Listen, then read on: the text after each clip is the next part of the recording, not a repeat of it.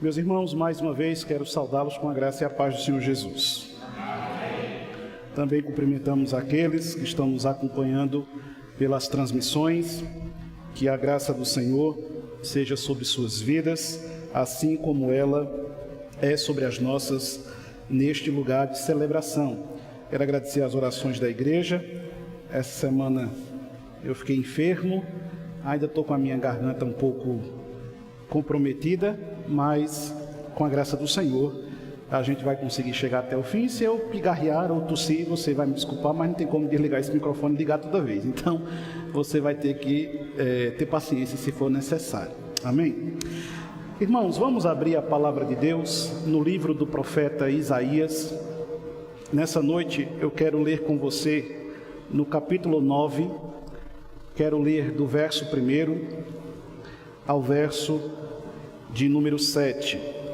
Hoje nós vivemos o 4º domingo do Advento, já estamos nos aproximando do Natal, tempo precioso para nós cristãos ao longo de nosso calendário litúrgico. Isaías capítulo 9, do verso 1 ao verso 7. Escutem ações de graça também oferecido pelo nosso irmão Danilo. Hoje ele está comemorando o aniversário. Ao fim do culto, os irmãos podem parabenizá-lo. Isaías capítulo 9, do verso 1 ao verso 7, assim nos diz as Sagradas Escrituras. Mas para a terra que estava aflita, não continuará a obscuridade. Deus, nos primeiros tempos, tornou desprezível a terra de Zebulon e a terra de Naftali. Mas nos últimos tornará glorioso o caminho do mar, além do Jordão, Galileia dos gentios. O povo que andava em trevas viu grande luz, e aos que viviam na região da sombra da morte, resplandeceu-lhes a luz. Tens multiplicado este povo, a alegria lhe aumentastes, alegram-se eles diante de ti, como se alegram na ceifa e como exultam quando repartem os despojos. Porque tu quebrastes o jugo que pesava sobre eles, a vara que lhes feria os ombros e o cetro do seu opressor, como no dia dos midianitas. Porque toda bota com que anda o guerreiro no tumulto da batalha e toda veste revolvida em sangue serão queimadas, servirão de pasto ao fogo. Porque um menino nos nasceu, um filho se nos deu. O governo está sobre os seus ombros, e o seu nome será Maravilhoso Conselheiro, Deus Forte, Pai da Eternidade, Príncipe da Paz. Para que se aumente o seu governo e venha paz sem fim sobre o trono de Davi, e sobre o seu reino, para o estabelecer e o firmar mediante o juízo e a justiça, desde agora e para sempre. O zelo do Senhor dos Exércitos fará isto. Que o Senhor nos abençoe com a sua augusta palavra. Curve sua fronte, feche seus olhos. Vamos orar, vamos buscar a iluminação do Espírito Santo. Que Deus fale conosco nessa noite. Querido Deus, nossos corações estão alegres, Senhor, por esse privilégio, por essa maravilhosa oportunidade que o Senhor nos concede, de estarmos aqui reunidos nessa noite de domingo, nessa casa de oração, com um único propósito e objetivo: louvar o Seu nome, engrandecer o Seu nome e sermos nutridos pela Sua palavra. Nós cremos com toda a força de nosso ser, Senhor, que Tu falas através da Tua santa palavra. Nesta noite traz edificação à nossa vida, traz refrigério ao nosso coração. Traz, Senhor, se for preciso, correção, exortação, mas não permita que venhamos a sair deste lugar da mesma forma como nós chegamos até aqui. Se existe entre nós ou a nos assistir à distância, alguém que porventura ainda não conheça a Teu Filho como o seu único e suficiente Salvador, que nesta noite o Teu Espírito possa convencer esse coração da justiça, do pecado, do juízo, e esta vida ser liberta do domínio das trevas, para o louvor e a glória do Teu santo nome. Fala conosco, Espírito Santo. Nós queremos ouvir a Tua voz. É isso que nós te pedimos, em nome de Jesus. Amém.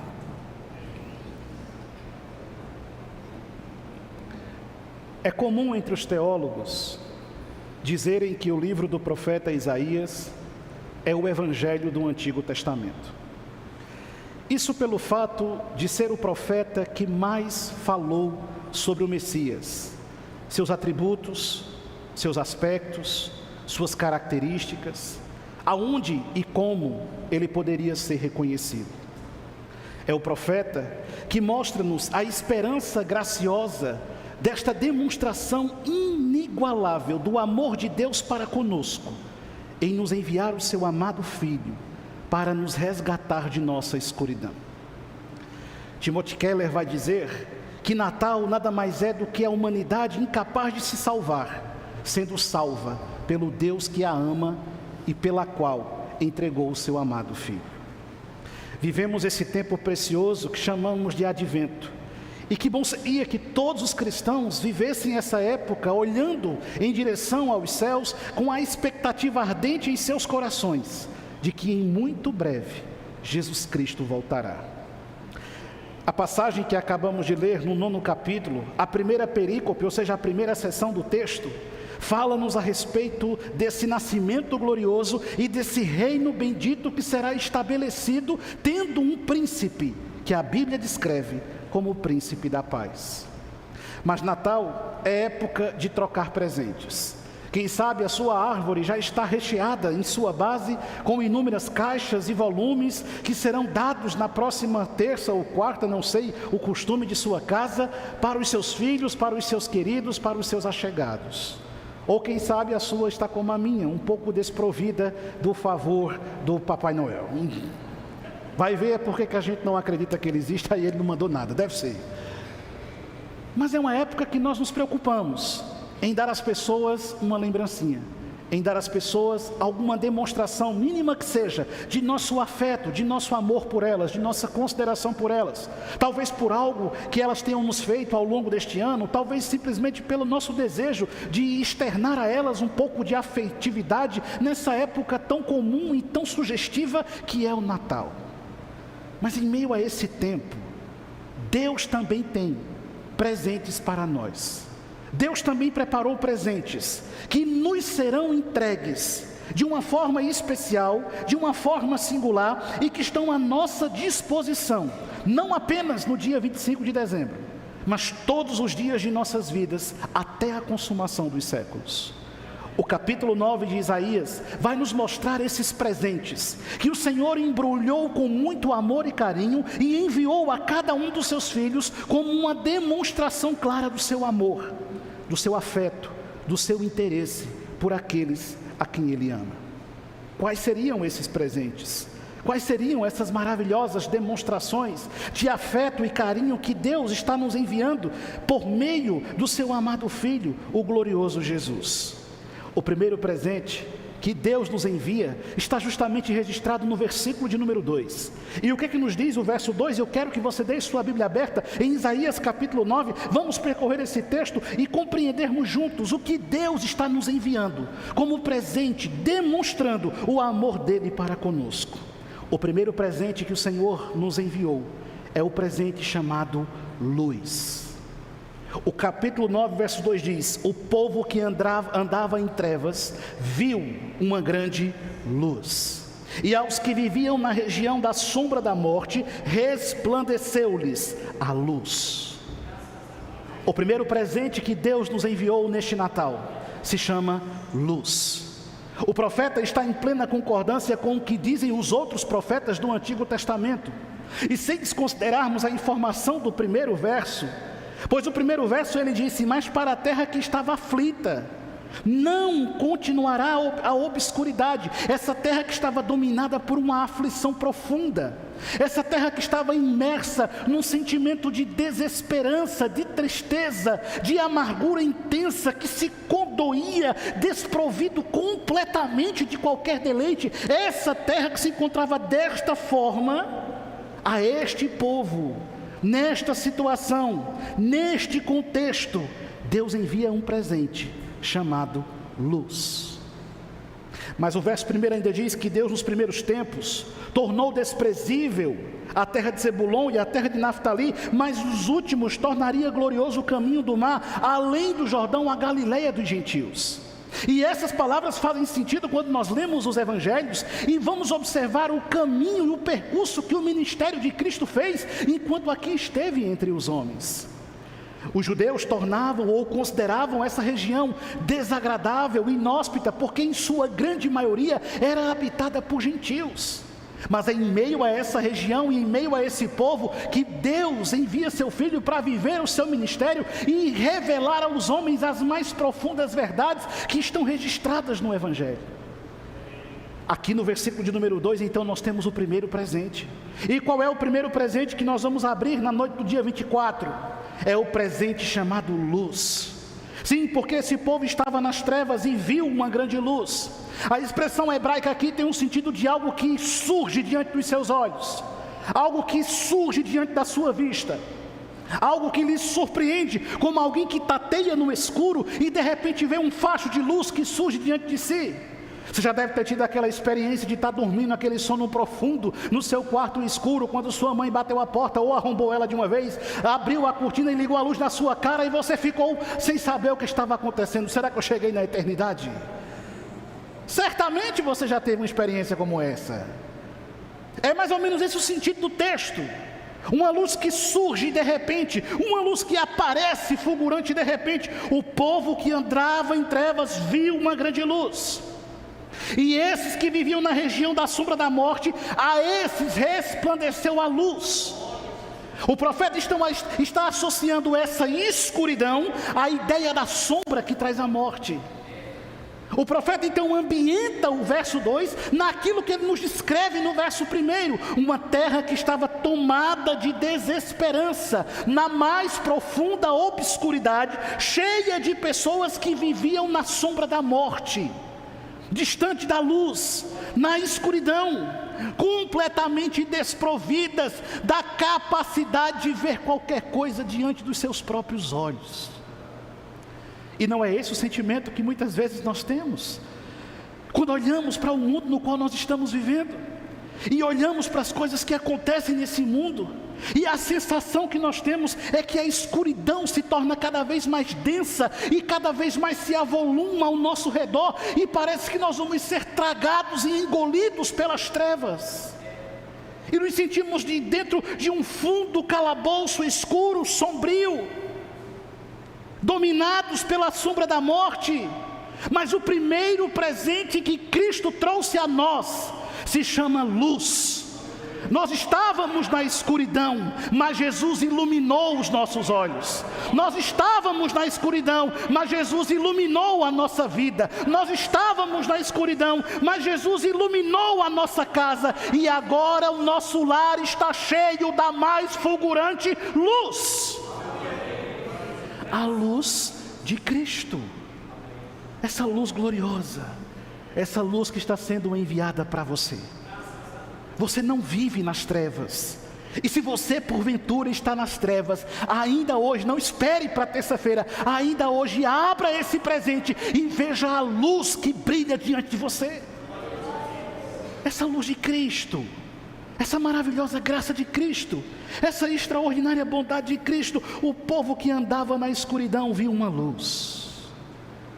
Isso deve encher o nosso coração de paz. E isso deve encher a nossa alma de esperança.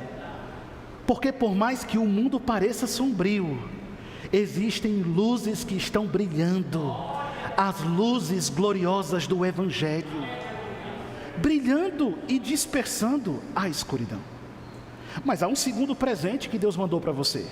O primeiro presente se chama luz, para iluminar a sua casa, para iluminar a sua família, para iluminar o seu coração, para iluminar a sua alma, para iluminar os seus pensamentos, os seus sentimentos e a sua vida. E qual é o segundo presente que Deus manda para nós? Está no versículo 3. Ele diz: tens multiplicado esse povo, a alegria lhe aumentastes, alegram-se eles diante de ti, como se alegram na ceifa e como exultam quando repartem os despojos. Por ocasião do início do reinado do Messias, não esqueça o contexto, Isaías está profetizando sobre quem? Sobre o Messias, sobre Cristo. Neste contexto ele diz: o Senhor tem multiplicado esse povo, o Senhor tem aumentado esse povo. E aí surge uma expressão chave nesse versículo 3: a alegria deles o Senhor tem aumentado. Aí novamente ele usa o termo, alegram-se diante dele. Aí novamente ele usa pela terceira vez o termo, alegram-se na ceifa. E ele novamente usa o termo singular, exultam, como quem quando está repartindo os despojos da batalha. Por 4 vezes seguidas o profeta usa uma expressão que tem o mesmo significado no texto hebraico. Ele usa a palavra alegria. Qual é o segundo presente que Deus está mandando para você? É alegria. É alegria, Natal é alegria. Entende? Mas não é uma alegria passageira que vai acabar quando as luzes deixarem de piscar. Não é uma alegria passageira que vai acabar quando você tiver que olhar para a pia de louça suja que você vai lavar depois da ceia do Natal. Ou não vai ter na sua casa prato para lavar? Amém? Você não quer prato para lavar, não? Isso é para você que fica murmurando quando tem prato para lavar. Eu sou especialista em lavar prato, eu lavo prato com excelência. Eu fiquei tão emocionado, eu fiquei doente essa semana, minha esposa dizendo à irmã, eu dei um remédio bem forte a ele, que meu funcionário não pode ficar doente nessa época do ano, não. Eu me senti tão amado, para você ter noção, né? Aí você murmura porque tem prato para lavar. Você devia olhar para a louça de prato e dizer: obrigado, Senhor, nós acabamos de nos alimentar, nós acabamos de nos nutrir, nós acabamos de nutrir nossa casa. Obrigado, Senhor, vou lavar esses pratos com alegria e a partir de hoje dando glória a Deus. Amém? E quando algum prato cair ou quebrar, não fique com raiva, isso é o inimigo que vem bagunçar o negócio. O que é que Deus está mandando para você? Deus está mandando para você alegria, verdadeira alegria, genuína alegria, exponencial alegria, tangível, palpável, sensível alegria. Não é apenas uma expressão, não é apenas um termo vago, distante, com o qual as pessoas criam seus conceitos filosóficos. Não, a Bíblia está falando de uma coisa real, que Deus está nos enviando junto com Cristo. Deus está nos trazendo alegria. E é tão sério isso que o apóstolo Paulo vai dizer: alegrai-vos no Senhor. E outra vez eu repito: alegrai-vos. E a Bíblia vai dizer: a alegria do Senhor é a nossa força. Entende? Deus está nos enviando alegria. E como nós precisamos desse presente, como Deus é sábio e vê aquilo que nós necessitamos, porque estamos vivendo em um mundo completamente desprovido de alegria.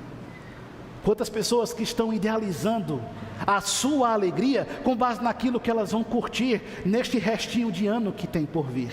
Quantas pessoas estão focalizando sua alegria nas festas, nas confraternizações, nas coisas que vão realizar, nas oportunidades que vão experimentar. Quantas pessoas colocam nessas coisas a sua alegria, e essas coisas irão passar e a alegria vai junto com elas. Mas essa alegria da qual o Evangelho está falando, que o Senhor nos envia como presente nesse tempo de Natal, é uma alegria que estará com você todos os dias, até mesmo quando seus olhos estiverem vertendo rios de lágrimas. É uma alegria que estará com você mesmo nos momentos mais angustiantes do seu ser. É uma alegria que estará com você mesmo quando todas as coisas parecerem não ter mais sentido. É uma alegria que estará com você mesmo quando você já não enxergar razão para viver ou fazer o que você faz. É uma alegria que estará com você e se renovará a cada manhã como um novo alvorecer que nasce no raiar do dia. O segundo presente que Deus está nos enviando se chama alegria.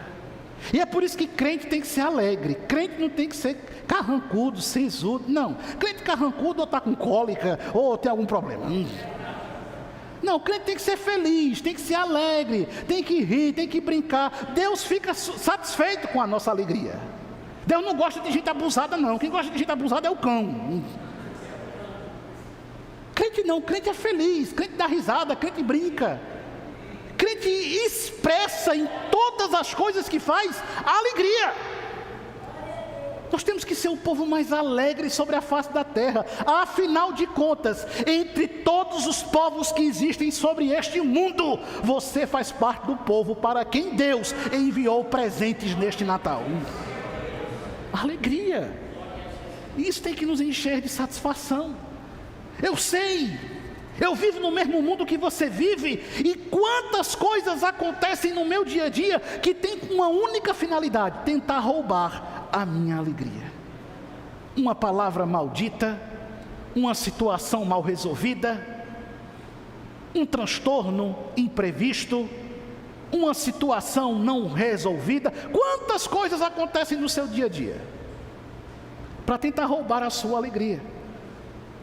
Mas esse presente quem deu a você foi Cristo. E se Cristo o deu, guarde-o no mais secreto do seu coração. Essa genuína alegria. Essa alegria não pode ser roubada. Essa alegria não pode ser tirada. Essa alegria não pode ser perdida.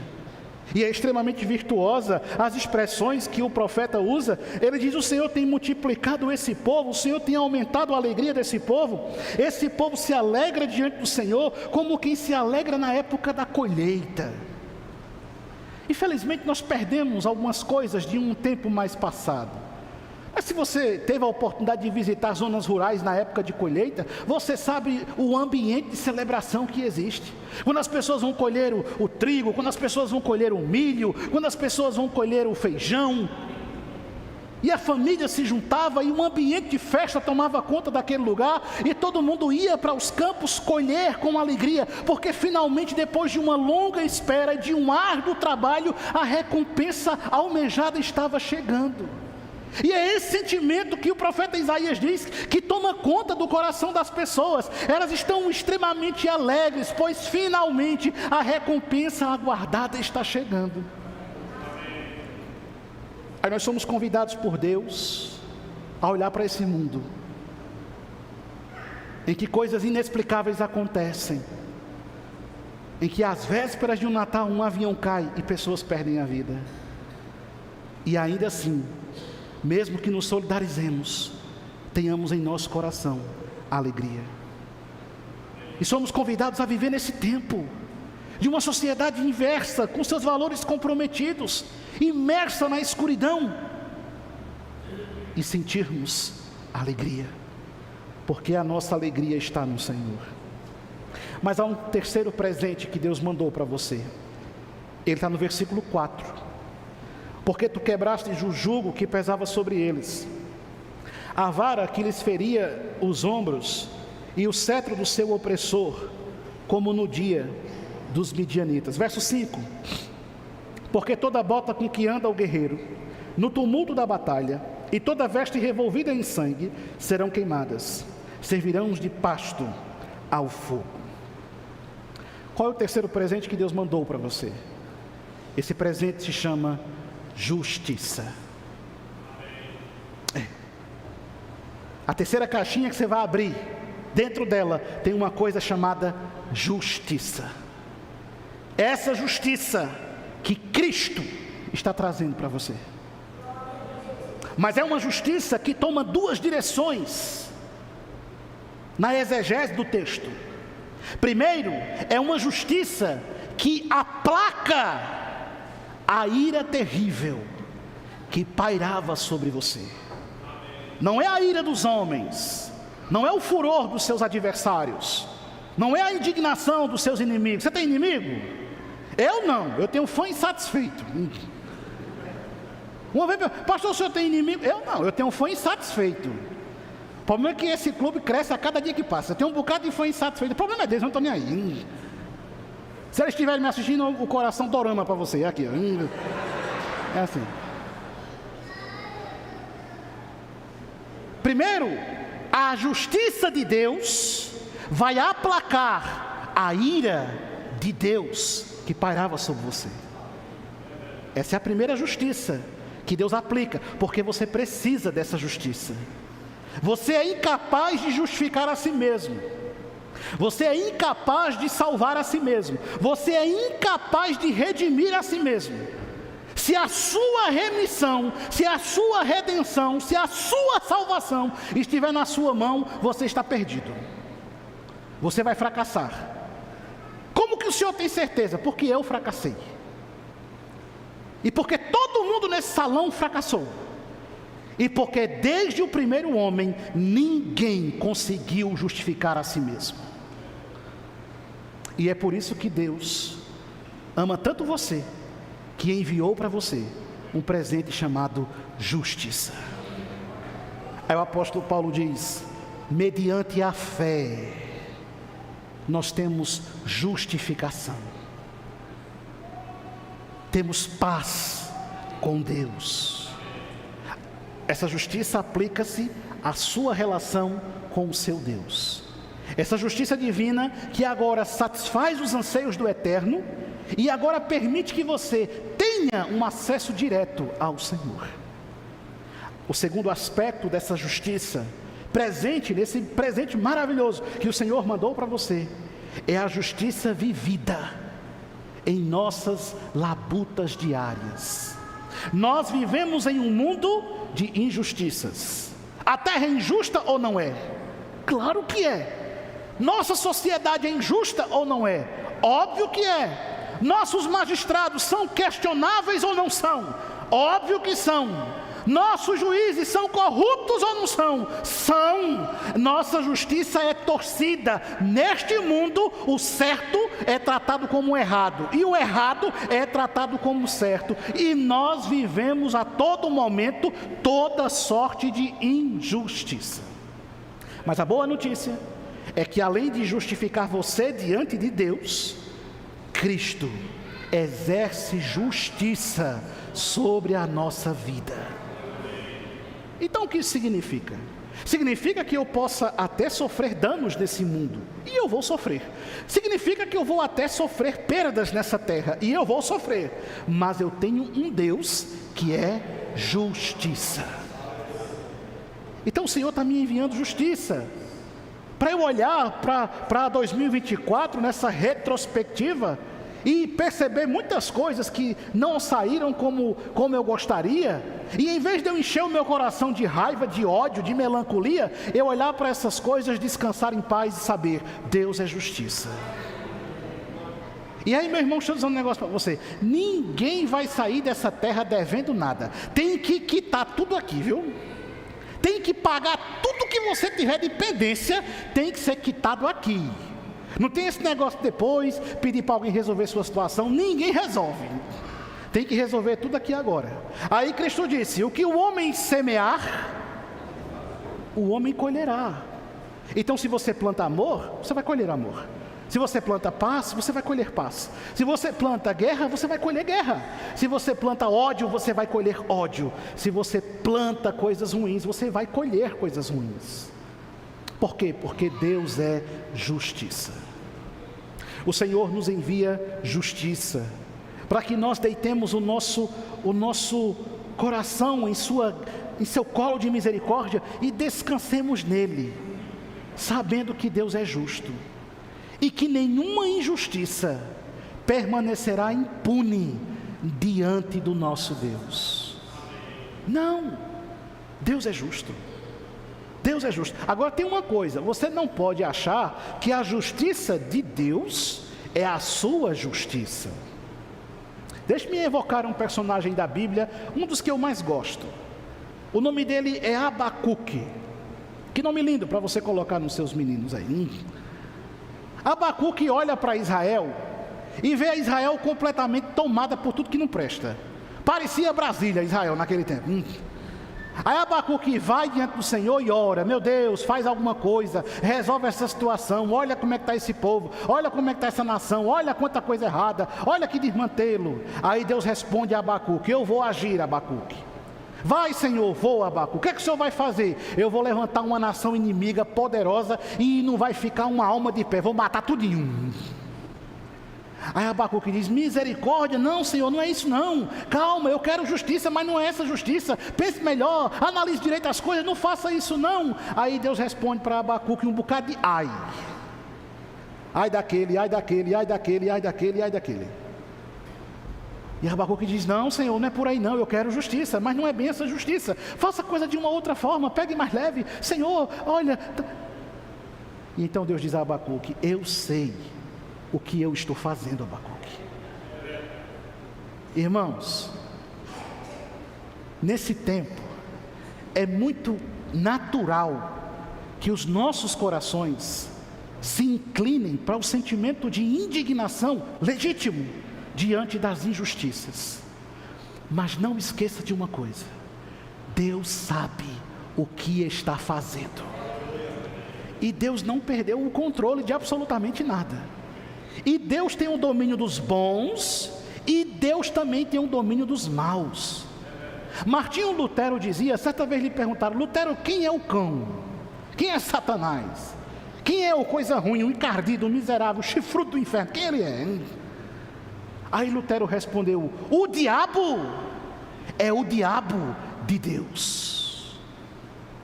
E quando eu li isso a primeira vez, eu fiquei exatamente com a mesma cara que vocês estão olhando para mim agora. O diabo é o diabo de Deus. Como assim? O diabo, Satanás, está sob o controle soberano de Deus.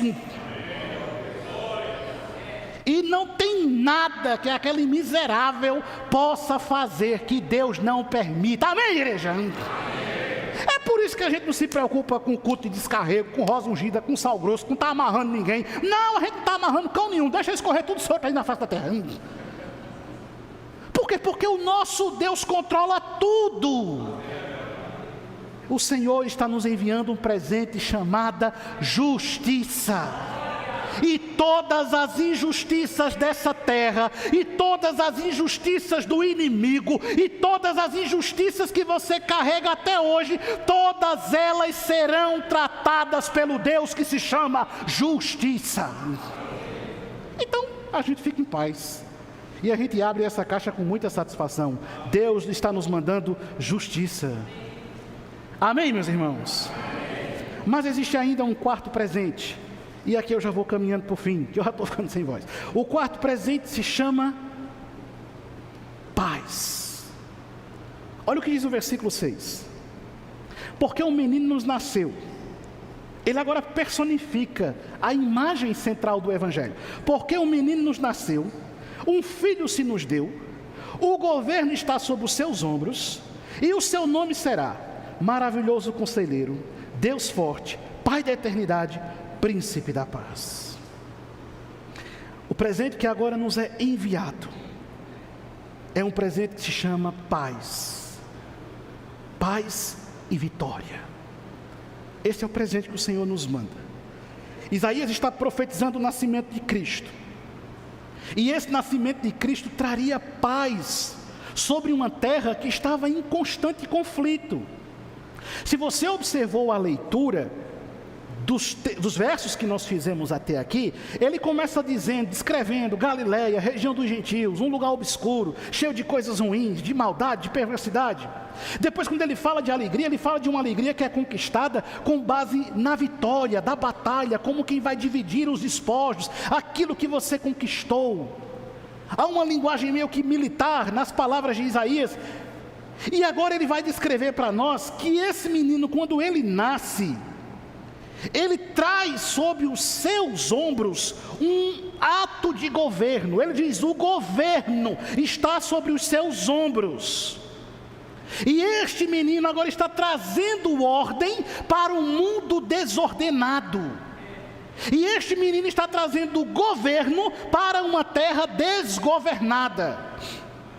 E esse menino está trazendo paz para um mundo imerso na guerra.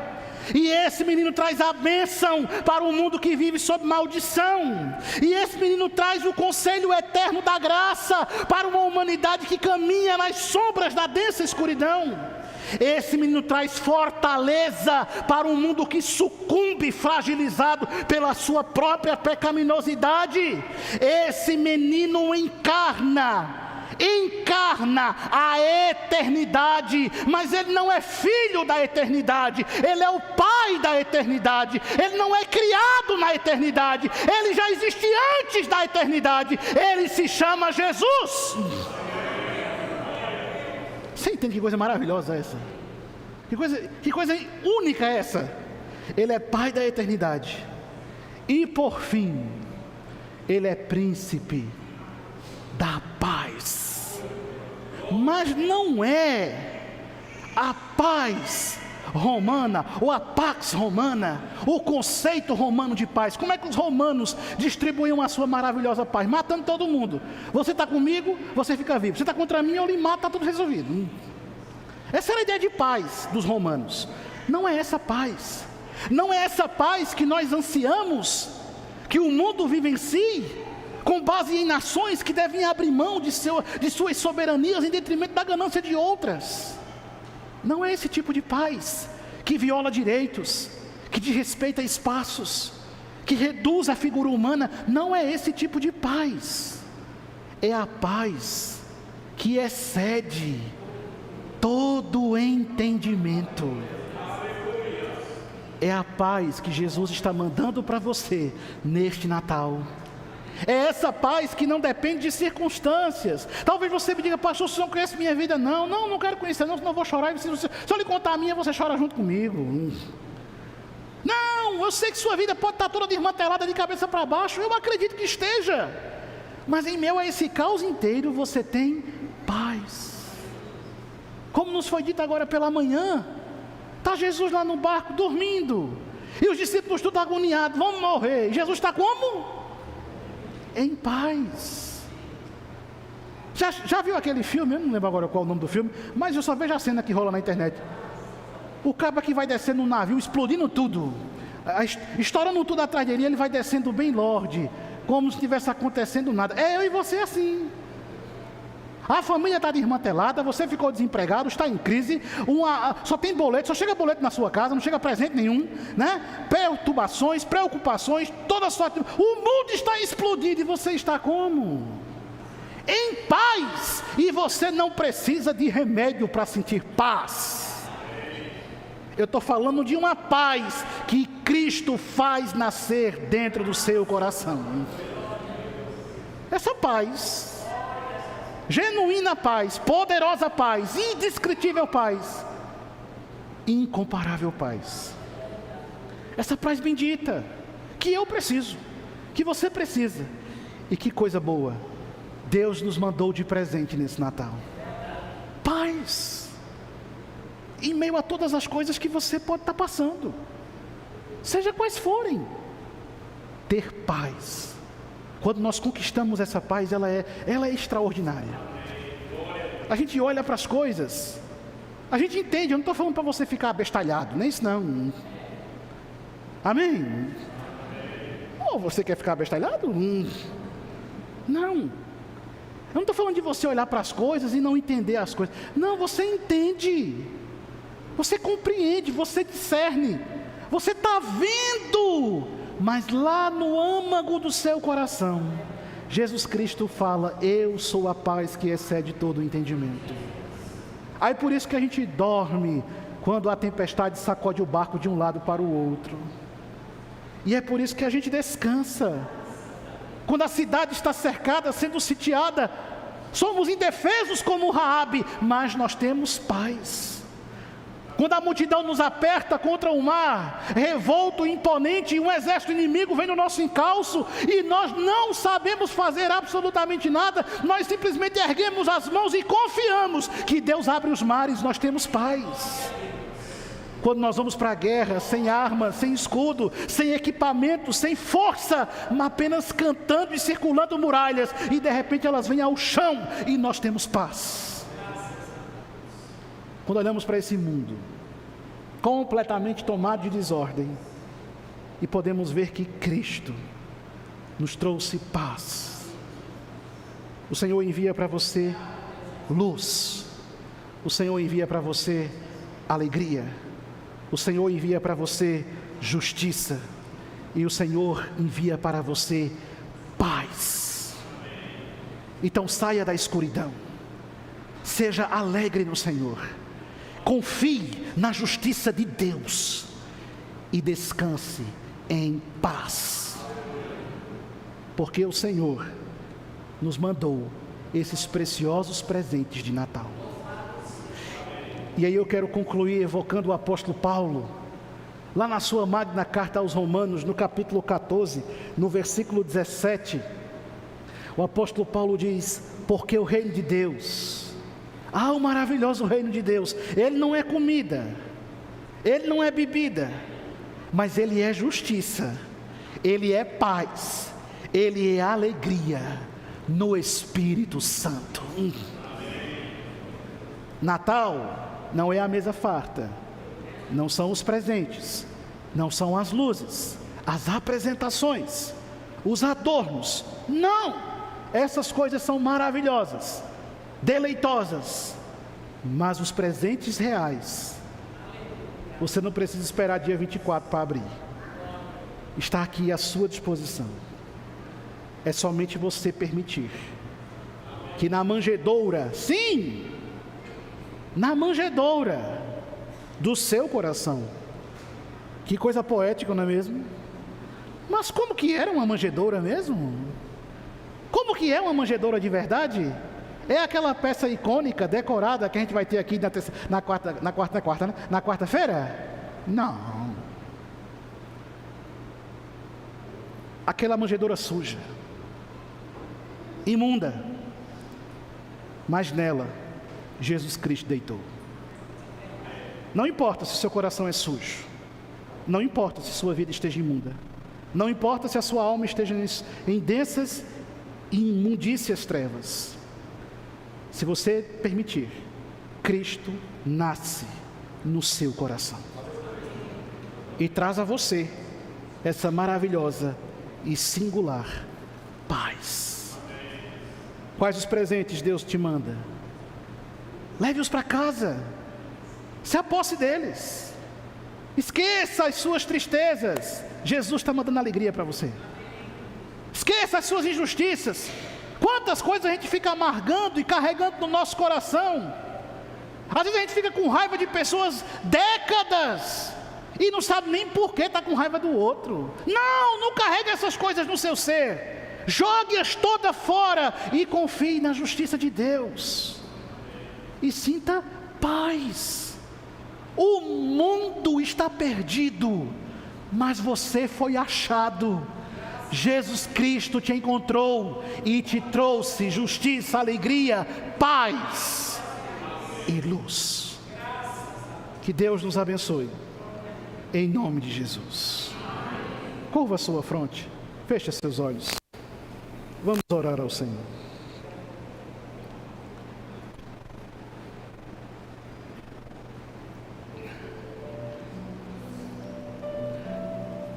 Oh, meu Deus. Será que nós somos merecedores, Senhor? Como que o Senhor pode nos amar, Senhor?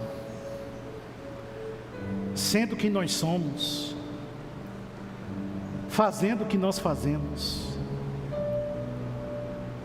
Como que o Senhor pode nos querer, Pai? Não existe em nós absolutamente nada de bom. Nós estamos nas trevas. Quem sabe carregamos em nosso coração tanta injustiça que nos tornamos pessoas insípidas, amarguradas, e deixamos de experimentar o verdadeiro sentido dessa preciosa vida que Tu nos deu. Quem sabe, Senhor, nós não sabemos mais o que é sorrir com sinceridade. Às vezes os nossos semblantes ficam contentes, às vezes nossos lábios se abrem, mas isso não é algo que brota de dentro do nosso coração. Quem sabe, Senhor, nós estamos aqui nesse momento, mas não sabemos o que é sentir paz, porque alguém nos feriu, porque alguém nos machucou, porque alguma coisa nos foi tomada, porque olhamos para essa terra e não vemos mais sentido para viver, para existir, para caminhar. Quem sabe, Senhor, a nossa casa esteja exatamente assim, tomada pela escuridão, desprovida de alegria, cheia de injustiças, desconhecedora da paz. Mas, querido Espírito Santo, não é em vão estarmos aqui nesse momento, não é em vão ouvirmos essa palavra nesse momento. Então nós pedimos ao Senhor, vai ao encontro do nosso ser nesse instante, visita nosso coração, Senhor, abre a porta de nossa alma, e se existem trevas, as disperse com a luz gloriosa do Evangelho. Se nossa família está em trevas, se nossa casa está em trevas, Senhor, não permita que nesse novo ano ela continue assim, mas a luz do Teu Evangelho brilhe com poder no meio da nossa casa nesse instante, Senhor. Pai, se não existe alegria em nossa vida, se não existe alegria dentro da nossa casa, que em nome de Jesus Cristo as cadeias do inferno sejam vencidas e haja genuína e verdadeira alegria. Repreenda, Senhor, pelo poder que há no Seu nome, todo espírito melancólico, todo sentimento depressivo, toda ideia suicida, todo ato de desesperança, que surja a alegria dentro de nosso lar, Senhor. Se em nossa casa, Espírito Santo, não há justiça, faça justiça por nós, Senhor, faça justiça por nós. Tu nos justificou diante do Pai, e Tu nos justifica diante dos homens, e dai-nos a paz que excede todo o entendimento. É isso que nós pedimos, com o nosso coração grato, em nome de Jesus Cristo. Amém.